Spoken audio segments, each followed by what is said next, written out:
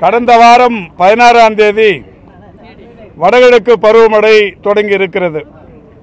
ஒவ்வொரு பருவமழைக்கு முன்னாலேயும் மாண்புமிகு தமிழ்நாட்டின் முதலமைச்சர் அவர்கள் அரசின் பல்வேறு சேவை துறைகளை ஒருங்கிணைத்து ஒவ்வொரு துறையும் எடுக்கப்பட வேண்டிய நடவடிக்கைகள் குறித்து ஆலோசனைகள் வழங்கி தொடர்ந்து ஒவ்வொரு ஆண்டும் பருவமழைக்கு முன்னால் எடுக்கப்பட வேண்டிய முன்னெச்சரிக்கை நடவடிக்கைகளை சிறப்பாக எடுத்து வருகிறார்கள். அதன் விளைவாகத்தான் பருவமழை காலங்களில் மிகப்பெரிய அளவிலான வெள்ள பாதிப்புகளோ நோய் பாதிப்புகளோ இல்லாத நிலை என்பது தமிழ்நாட்டில் தொடர்ந்து கொண்டிருக்கின்றது. மாண்புமிகு தமிழ்நாட்டின் முதலமைச்சர் அவர்கள் 16ஆம் தேதி வடகிழக்கு பருவமழை தொடங்குகிறது என்றவுடன் மக்கள் நல்வாழ்வுத்துறை, ஊரக உள்ளாட்சித்துறை, நகர்ப்புற உள்ளாட்சித்துறை ஆகிய நிர்வாகங்களை ஒருங்கிணைத்து ஒவ்வொரு ஆண்டும் பருவமழைக்கு முன்னால் முன்னெச்சரிக்கை நடவடிக்கை கூட்டங்களை நடத்த சொல்லி அறிவுறுத்தி அந்த வகையில் கடந்த 15 நாட்களுக்கு முன்னால் ஒரு கூட்டம் நடத்தப்பட்டு அந்த கூட்டத்தில் மரியாதைக்குரிய நகராட்சி துறையின் அமைச்சர் அவர்களும் கலந்து கொள்ள 10க்கும் மேற்பட்ட துறைகளின் செயலாளர்கள், 15க்கும் மேற்பட்ட IAS அலுவலர்கள், தமிழ்நாட்டின் பல்வேறு அனைத்து மாவட்டங்களிலுமிருந்து மாவட்ட அளவிலான மாநில அளவிலான அலுவலர்கள் என்று ஏறத்தாழ 1000 பேர் அளவுக்கு கலந்து கொண்ட ஒரு பெரிய கூட்டம் நடத்தப்பட்டு ஒவ்வொரு மாவட்டத்திலும் வடகிழக்கு பருவமழையை தொடர்ந்து எடுக்கப்பட வேண்டிய நடவடிக்கைகள் குறித்தான விளக்கங்கள் தந்து அதற்கான குறிப்புகள் எல்லாம் அவர்களிடத்தில் தந்து அனுப்பப்பட்டது. மாண்புமிகு தமிழ்நாட்டின் துணை முதலமைச்சர் அவர்கள் கடந்த 3 நாட்களாக சென்னையின் பல்வேறு பகுதிகளுக்கு நேரடியாக சென்று கடந்த 4½ ஆண்டு காலமாக தமிழ்நாட்டில் குறிப்பாக சென்னை மாநகரில் செயல்படுத்தப்பட்டு கொண்டிருக்கின்ற மழைநீர் வடிகால் வாய்கள், குறிப்பாக நீர்வள ஆதாரத்துறை, பொதுப்பணித்துறை, நெடுஞ்சாலைத்துறை, பெருநகர சென்னை மாநகராட்சி என்று அனைத்து துறைகளின் சார்பிலும் எடுக்கப்பட்ட நடவடிக்கைகள் குறித்தான ஆய்வினை நேரடியாக சென்று கடந்த 3 நாட்களாக செய்து வருகிறார்கள். இந்த நிலையில்தான் நேற்றைக்கு மாண்புமிகு தமிழ்நாட்டின் துணை முதலமைச்சர் அவர்கள் தலைமையில் அண்ணா அறிவாலயத்தில் சென்னை, தாம்பரம், ஆவடி ஆகிய மாநகராட்சி பகுதிகளுக்குட்பட்ட மாநகராட்சி மன்ற உறுப்பினர்கள், மக்கள் பிரதிநிதிகள், அதேபோல் நம்முடைய அமைச்சர் பெருமக்கள் என்று பல்வேறு தரப்பினரும் கலந்து கொள்ளுகிற வகையிலான ஒரு கூட்டத்தை நடத்தி இந்த மழைக்காலத்தில் எப்படிப்பட்ட நடவடிக்கைகளில் உடன் இருக்க வேண்டும், ஈடுபட வேண்டும் என்றெல்லாம் அறிவுறுத்தி இருக்கிறார்கள். இந்த அரசு பொறுப்பேற்றதற்கு பிறகு சென்னையின் மிகப்பெரிய அளவிலான வெள்ள பாதிப்புகளை தடுப்பதற்கும் பெரிய அளவிலான பாதிப்புகளிலிருந்து சென்னையை காப்பதற்கும் ஏராளமான நடவடிக்கைகள் எடுக்கப்பட்டிருக்கிறது. சென்னைக்கான ஒட்டுமொத்த குடிநீர் ஆதாரங்கள் என்று சொல்லப்படுபவை பூண்டி ஏரி, சோழவரம் ஏரி, ரெடில்ஸ் ஏரி, சம்பரப்பாக்கம் ஏரி, கண்ணன்கோட்டை தேர்வாய் கண்டிகை, வீராணம் ஏரி ஆகியவைகளாகும். இந்த 6 நீர்நிலை பகுதிகளில் இருந்துதான் ஒட்டுமொத்தமாக சென்னைக்கு குடிநீர் ஆதாரம் கிடைத்து கொண்டிருக்கிறது. சென்னைக்கான ஒட்டுமொத்த குடிநீர் ஆதாரத்திற்கான இருப்பு என்று எடுத்துக்கொண்டால் 13,222 மில்லியன் கன அடி தண்ணீரை தேக்கி வைக்கும் அளவுக்கான அந்த வாய்ப்பு இந்த 6 நீர்நிலைகளின் மூலம் கிடைத்திருக்கிறது.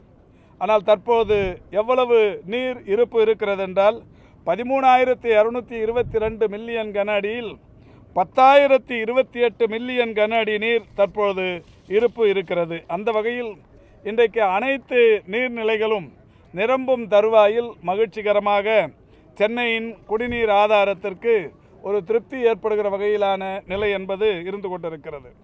குறிப்பாக இந்த அடையாறு செம்பரப்பாக்கம் ஏரி என்பது 25.51 சதுர கிலோமீட்டர் பரப்பிலான மிகப்பெரிய ஏரியாகும். அதனுடைய அந்த ஏரியின் நீர்மட்ட உயரம் என்பது 24 அடி. தற்பொழுது எவ்வளவு அடிக்கு நீளத்திற்கு அந்த நீர்மட்டம் உயர்ந்திருக்கிறது என்றால் 21.27 மீட்டர் அளவுக்கு இன்றைக்கு நீர்மட்டம் உயர்ந்திருக்கிறது. 24 அடி நீர்மட்ட மொத்த உயரத்தில் 21 அடியை கடந்திருக்கிறது. அதனுடைய ஒட்டுமொத்த கொள்ளளவு 3645 மில்லியன் கன அடியாகும். இன்றைக்கு மாண்புமிகு தமிழ்நாட்டின் முதலமைச்சர் அவர்கள் தொடர்ந்து மழை பொழிந்து கொண்டிருக்கிற காரணத்தினாலும் அந்த செம்பரப்பாக்கம் ஏரியின் கேட்ச்மெண்ட் ஏரியா என்று சொல்லக்கூடிய நீர்பிடிப்பு பகுதிகளில் நீர் தொடர்ந்து அந்த ஏரிக்கு வந்து கொண்டிருக்கின்ற காரணத்தினாலேயும் படிப்படியாக செம்பரப்பாக்கம் ஏரியிலிருந்து நீர் திறப்பை அதிகாரிகளுக்கு உத்தரவிட்டு அந்த வகையில் செய்யப்பட்டு கொண்டிருக்கிறது. நேற்று காலை 100 கன அடி தண்ணி திறந்து வைக்கப்பட்டது. நேற்று மதியத்திற்கு பிறகு அது 500 கன அடியாக உயர்த்தப்பட்டது. இன்று காலை அது 750 கன அடி தண்ணீர் இன்றைக்கு செம்பரப்பாக்கத்திலிருந்து உபரி நீராக திறந்து விடப்பட்டிருக்கிறது. இந்த 750 கன அடி தண்ணீர் செம்பரப்பாக்கத்திலிருந்து கடலில் வந்து கலக்கிற போது இங்கே எவ்வளவு கன அடி தண்ணீர் வருகிறது என்றால் 5300 கன அடி தண்ணீர் இப்போது கடலில் கலக்கிறது. 750 செம்பரப்பாக்கத்திலிருந்து திறந்து விடப்பட்டு செம்பரப்பாக்கத்திலிருந்து அடையாறு முகத்வாரத்திற்கு வருகிற வழியில் எங்கேயெல்லாம் இந்த சிறிய சிறிய நீர்நிலைகள் எல்லாம் இதில் இணைந்து பல்வேறு நீரோடைகள் இதில் இணைந்து கடலுக்கு வருகிற போது 5300 கன அடியாக வந்து கொண்டிருக்கிறது. இந்த அடையாற்றை பொறுத்தவரை ஏற்கனவே இந்த அரசு பொறுப்பேற்பதற்கு முன்னால் ஒரு 20-25 கன அடி தண்ணீரை மட்டுமே தாங்கி வரும். இந்த 20-25 கன அடியை தாண்டி அதிக அளவிலான வெள்ளப்பெருக்கு வந்தால் அடையாற்றின் ஓரம் இருக்கிற குடியிருப்பு பகுதிகளுக்குள் நீர் புகுந்து பாதிப்பை ஏற்படுத்தும். மாண்புமிகு தமிழ்நாட்டின் முதலமைச்சர் அவர்கள் அடையாறு செம்பரப்பாக்கம் ஏரிக்குள் நுழைகிற பகுதியில் பல்வேறு வகைகளில் நில ஆர்ஜிதம் செய்து அங்கே ஆழப்படுத்தி அகலப்படுத்தி இருக்கிறார்கள். அதோடு மட்டுமல்லாது அடையாற்றில் எங்கேயெல்லாம் குறுகலான பகுதிகள் இருக்கிறதோ அந்த பகுதிகள் எல்லாம் அகலப்படுத்தப்பட்டு ஆழப்படுத்தப்பட்டு தூர்வாரப்பட்டிருக்கிறது. இப்படி செய்திருக்கிற காரணத்தினால் தற்போது இந்த அடையாற்றில் ஒரே நேரத்தில் 40,000 கன அடி தண்ணீர் வந்தால் கூட குடியிருப்புகளை பாதிக்காது என்கின்ற நிலை இன்றைக்கு இந்த அரசால் மாண்புமிகு முதல்வர் அவர்களால் ஏற்படுத்தப்பட்டிருக்கிறது. எனவே 750 கன அடி தண்ணீர் வருகிறது.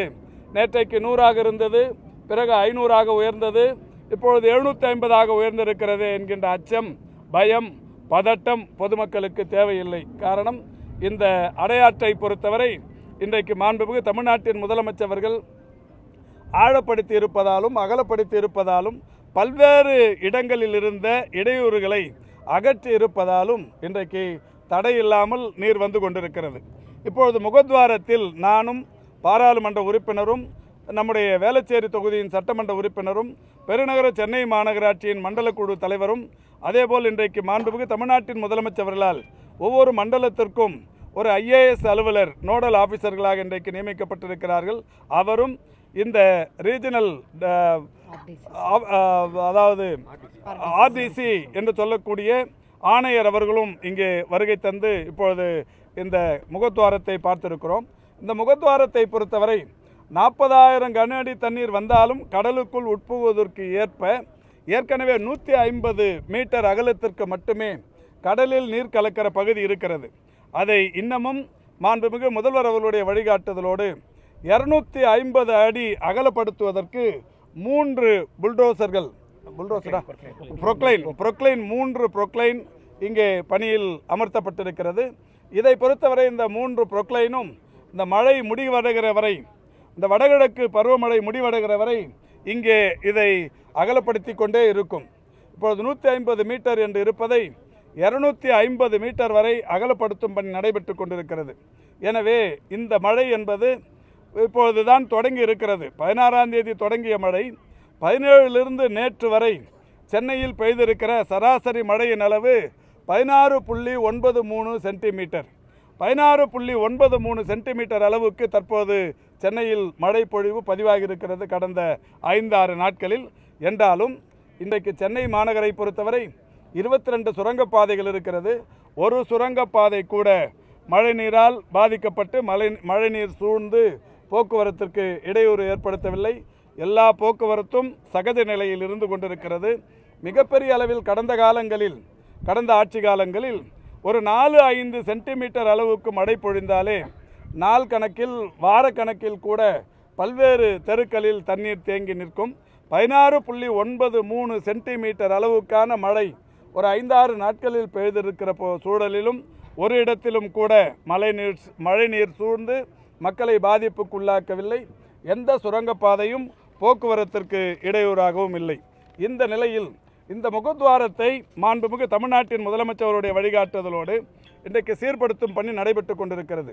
இது ஏதோ இன்றைக்கு மட்டுமே நடைபெற்று கொண்டிருக்கிற பணியாக இல்லை. தொடர்ந்து இந்த 4½ ஆண்டு காலமாக இந்த ஒவ்வொரு பருவமழைக்கு முன்னாலேயும் இந்த மணலை சீர்படுத்தி கொண்டிருக்கிறார்கள். இந்த இடத்தை பார்த்தால் தெரியும். இது அடையாறு முகத்வாரத்தில் இருக்கிற புரோக்கன் பிரிட்ஜ் என்று சொல்லப்படுகிற இந்த இடம். இங்கே இப்பொழுது மிகப்பெரிய மலை, அதாவது மணல் மலைகள் இருந்து கொண்டிருக்கிறது. இந்த மலைகள் எல்லாம் இந்த வழியை, அந்த நீர்ப்பாதையை அகலப்படுத்துவதற்காக எடுக்கப்பட்ட அந்த மணல் தான்.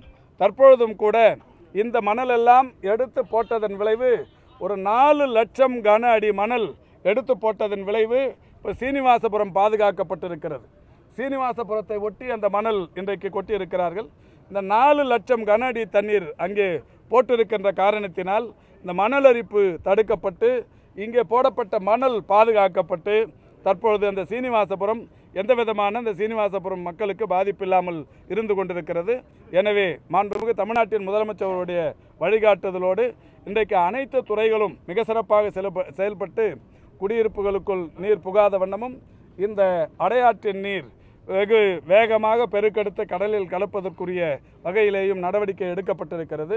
நீங்களும் கூட கேட்கலாம், ஒரு சில நேரங்களில் புயல் பாதிப்பு வருகிற போது இந்த முகத்வாரத்தில் தண்ணீர், அதாவது கடல் உள்வாங்குவதில்லை, இந்த நீரை உள்வாங்குவதில்லை என்று கேட்கலாம். அது இயற்கை காரணம். கடல் கொந்தளித்து 1 மீட்டர் 1.5 மீட்டர் அளவுக்கு கடல் கொந்தளிப்போடு இருக்கிற சூழலில் இதுபோன்ற ஆறுகளிலிருந்து உட்புகிற நீர் கடலை எதிர்த்து உள்ளே போக முடியாது. அந்த நேரத்தில் தடைப்படும்.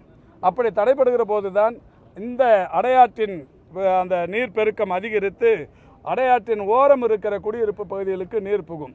இது சூறாவளி புயல் போன்ற மிகப்பெரிய பாதிப்புகள் ஏற்படுகிற போது, கடல் சீற்றம் ஏற்படுகிற போது மட்டுமே நடைபெறுகிற ஒரு நிகழ்வு. இப்பொழுதெல்லாம் மிக சாதாரணமாக இப்பொழுது 5300 கன அடி தண்ணீர் 5300 கன அடி தண்ணீர் வேகமாக சென்று கொண்டிருப்பதை பார்க்கிறீர்கள்.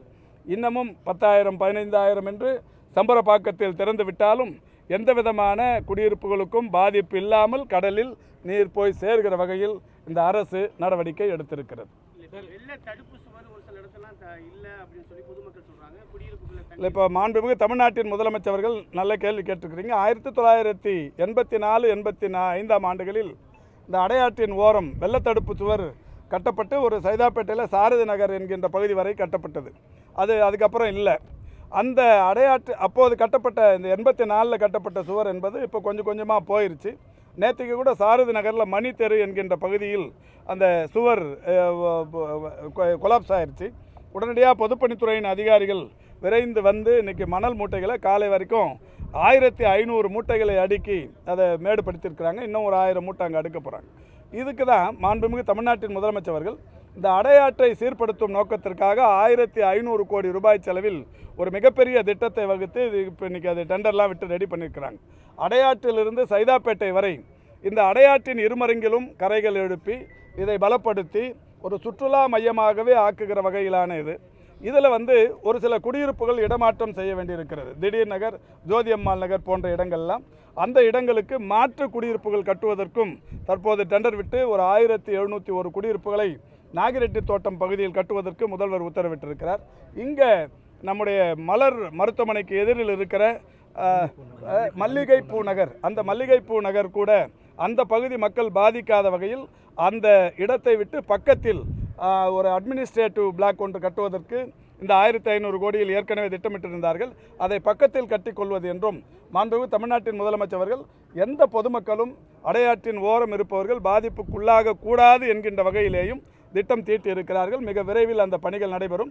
அந்த பணிகள் நடைபெற தொடங்கினால் ஒரு 1.5 ஆண்டுக்குள் அடையாற்றிலிருந்து சைதாப்பேட்டை வரையில் இருக்கிற இந்த அடையாற்றுங்கரை இரு பகுதியும் அழகுபடுத்தப்படும், பலப்படுத்தப்படும், சுற்றுலா மையமாகவே மாறும்.